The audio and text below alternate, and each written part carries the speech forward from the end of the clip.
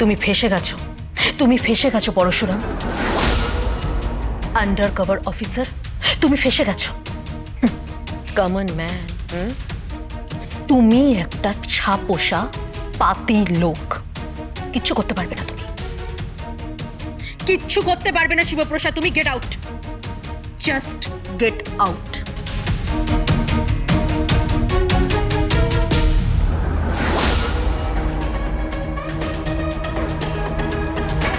চলে গেছে?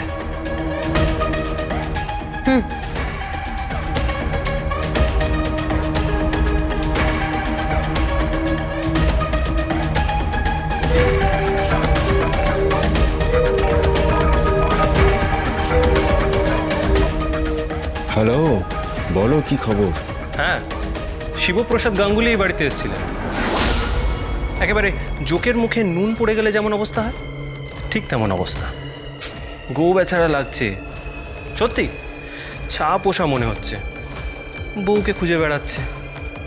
কিন্তু শোনো, কেসটা ঠিক এভাবে সাজানো হচ্ছে যে বউয়ের সঙ্গে অন্তর্দ্বন্দ্ব দীর্ঘদিনের ঝামেলা, বউ ওকে ঠকিয়েছে, ও বউকে ঠকিয়েছে, এবং বিবাহ বহির্ভূত সম্পর্কে জড়িয়ে পড়েছে। তা নিয়ে ঝামেলা, অশান্তি, ঝগড়া, আর সেই ঝগড়ার মুহূর্তে উত্তেজনায় গায়ে হাত তোলা। বউ ওখানে পড়ে যায় এবং তার মৃত্যু হয়, এবং তার লাশ ট্যাঙ্কে ঢুকিয়ে দেওয়া হয়। বাহ, ওকে ওকে, great plan, great plan.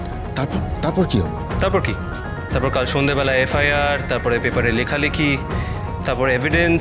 Evidence? আচ্ছা, হাউসিং কমপ্লেক্সের কেউ সাক্ষী কি দেবে? দেবে দেবে, টাকা দিয়ে সব কিনে নেব, সব কিছু। টাকায় সব বিক্রি হয়, সব কিছু। That's great, that's great. So my dear Tatini Ganguly, একটা কথা বলার আছে।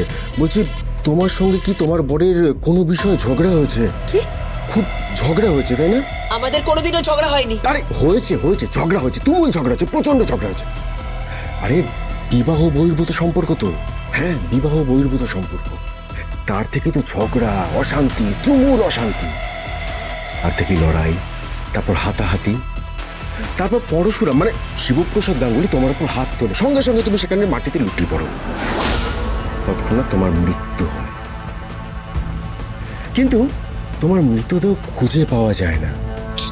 হ্যাঁ, তোমার মৃতদেহ খুঁজে পাওয়া যায় না।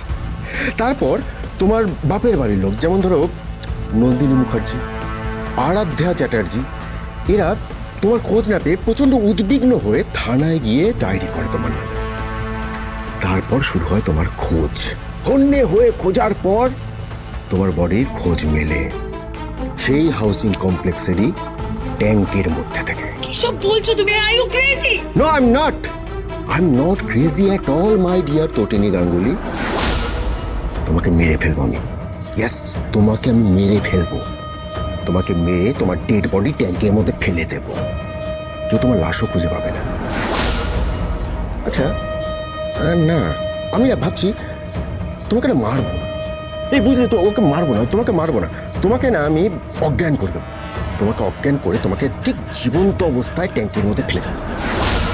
ব্যাস, সেখানেই হবে তোমার সমাধি। Bijit, don't do it, don't do it Bijit, don't do it, don't do it. Ayushi, আমি তো দিদি হই, তো দিদি আমি। কি করছিস কি? আমি তো দিদি। তুই কারোর না, তুই কারোর হতে পারিসনি। তুই শুধুমাত্র গোয়েন্দা দপ্তরের একজন উচ্চ পদস্থ কর্মী। তুই আমার ড্যাডি, তোর ড্যাডি, আরাধ্যা, শ্বশুর মশাই সবাইকে কাঠগড়ায় তুলেছিস। আজকে তোর খেলা শেষ। হ্যাঁ, তার কদিন পরেই ওই তোমার পচা গলা ডেড বডিটা উদ্ধার হবে। তোমার ওই পচা গলা ডেড বডিটা ওই ট্যাঙ্কের মধ্যে থেকে উদ্ধার করা হবে। তারপর হাড়ের ডিএনএ টেস্ট। আরে সেই ডিএনএ টেস্ট থেকেই তো ধরা পড়বে যে লাশটা তোমার, তটিনী গাঙ্গুলি। ব্যাস, দ্যাটস ইট, খেল খতম। তারপর তারপর তোমার বর পরশুরাম ওরফে শিবপ্রসাদ গাঙ্গুলি, সে থাকবে জেলের ভেতর। ব্যাস, this is the story.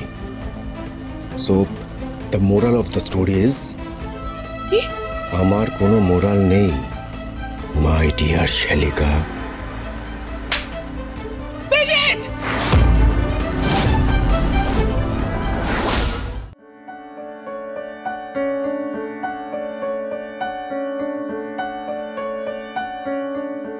मुस्कुराने की वजह तुम हो, गुनगुनाने की वजह तुम हो, जिया जाए ना जाए ना जाए ना ओरे पिया रे, जिया जाए ना जाए ना जाए ना ओरे पिया रे।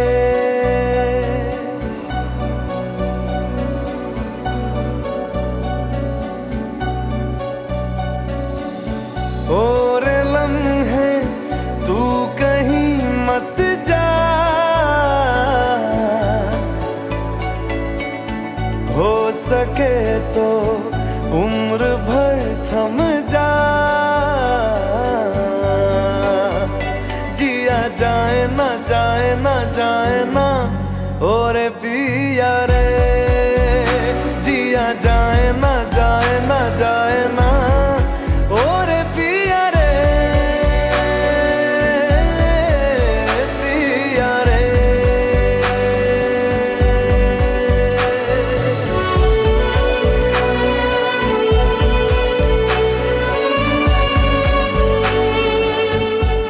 একদম ভয় পাবে না, দেখবে আমার থেকে তোমাকে কেউ আলাদা করতে পারবে না, আর তোমার থেকেও আমাকে কেউ আলাদা করতে পারবে না।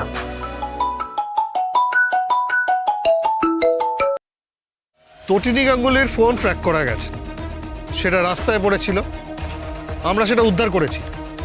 আর তাছাড়া প্রত্যক্ষদর্শীদের সাথেও কথা বলেছি, তারা কনফার্ম করেছে যে এখানে একটা ইনসিডেন্ট ঘটেছিল, সেটা অনেকে দেখেছে। তোরা কোথায় আছিস? কোথায় আছিস তোরা?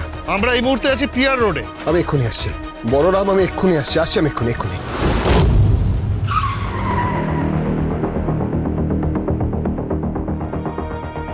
শিখেছিস? মোবাইল ফোনটা কোথায়? এই তো তটিনীর ফোন। দেখ, অন্য কারোর ফোন হলে এতক্ষণে আমরা ফোনটা খুলে সবকিছু দেখে নিতাম, কিন্তু তোর স্ত্রীর ফোন, তাই থ্যাংক ইউ।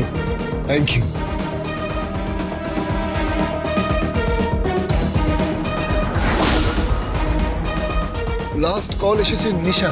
কার? ওই টুটিনি ডিপার্টমেন্টের মেয়েটি। লাস্ট কল ওর এসেছে। আমার নিশাকে দরকার, আমার নিশাকে এক্ষুনি দরকার, আমাদেরকে নিশাকে খুঁজে বার করতে হবে নিশাকে। দাঁড়া, আমি দেখছি কি করা যায়। তুই ফোনটা করিস কেন?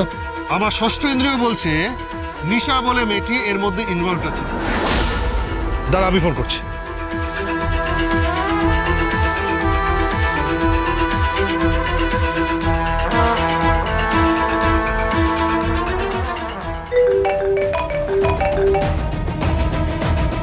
হ্যালো, কে বলছেন? বলরাম দেব বলছি, স্পেশাল ব্রাঞ্চ। হ্যাঁ, বলুন। হ্যাঁ বলছি, গতকালের ওই বিজিত লাহিড়ী, সত্যজিৎ মুখার্জি আর জিৎ মুখার্জির কেসের ব্যাপারে কিছু কথা আছে। ঠিক আছে, আমি কথা বলবো।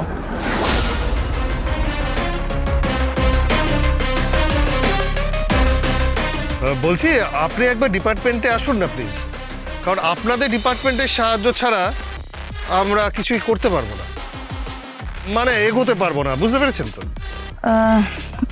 না, ঠিক আছে, আমি আসছি। Thank you so much.